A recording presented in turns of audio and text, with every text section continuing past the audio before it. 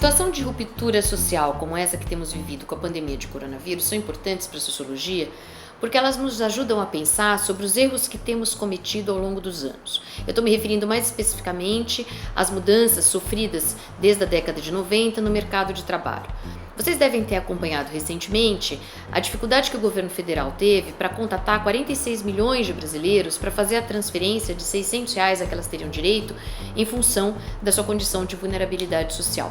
A imprensa chegou até a noticiar uma certa invisibilidade dessa população. A rigor, essa invisibilidade, no entanto, ela está sendo produzida socialmente, ela não é uma característica desta população, ela vem sendo produzida na medida em que essa população vem sendo empurrada para a informalidade do mundo do trabalho. Se nós olharmos os dados do IBGE para 2019, nós vamos ver que no Brasil já estão nessa condição de informalidade 40% da população brasileira.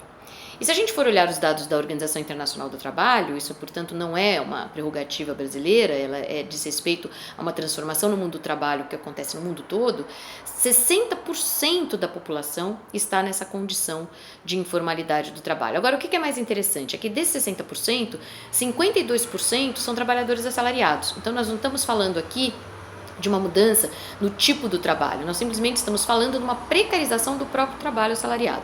Só 3% desses 60% são empregadores, o que também cai por terra a ideia do empreendedorismo social, que normalmente é aquela associada ao trabalho informal. Portanto, de fato, do que é que nós estamos falando? Nós estamos falando da produção de uma miserabilidade social que ficou mais evidente agora, quando se trata, obviamente, de pensar o que fazer com essa população que não tem nenhuma forma de segurança, que não pode, portanto, ficar em casa, como a maioria daqueles que têm o seu contrato de trabalho assegurado e que, portanto, são obrigados a se colocar em risco porque não tem uma condição de trabalho adequada e que, consequentemente, não tem uma condição de moradia adequada, não tem uma condição sanitária adequada, não tem acesso a uma educação adequada.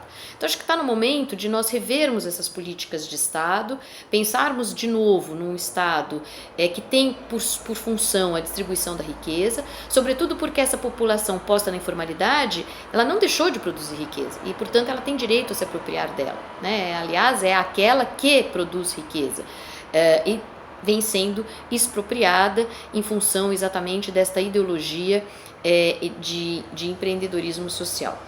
Nós vamos enfrentar recentemente uma reforma tributária. Eu espero que essa pandemia sirva para que nós pensemos e reflitamos sobre que tipo de reforma tributária nós queremos.